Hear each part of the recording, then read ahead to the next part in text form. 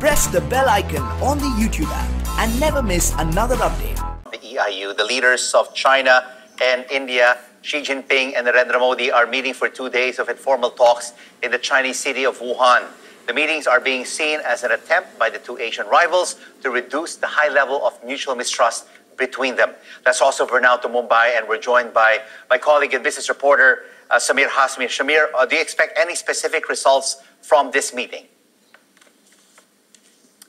Well, Rico, it's quite unusual the way this meeting has been set up. I mean, first of all, it happened all of a sudden. No one saw this coming. It was only last week when India's foreign minister traveled to China for a summit that it was announced that Prime Minister Narendra Modi would be coming here for 2 days for an informal talks with Chinese President Xi Jinping. Now, what both sides are saying is that there is no agenda.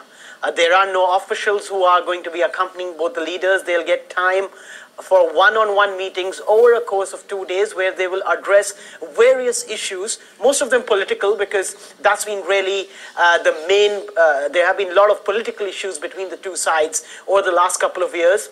And one of them was this tension between the two sides over this high-altitude stretch of border located on the Himalayas. And they were locked in a tense battle for quite a few months. And that really, spoiled relations between China and India.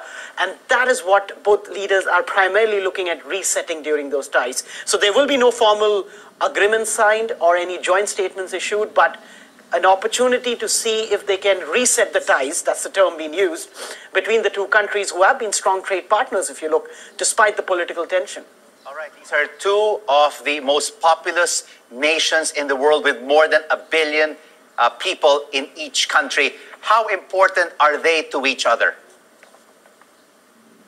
They are very significant, Rico, because if you look at India and China historically, there have been political tension for so many decades. But despite that, both of them have been able to step up the trade relationship between the two sides because they realize that economically, they both have a lot to offer to each other.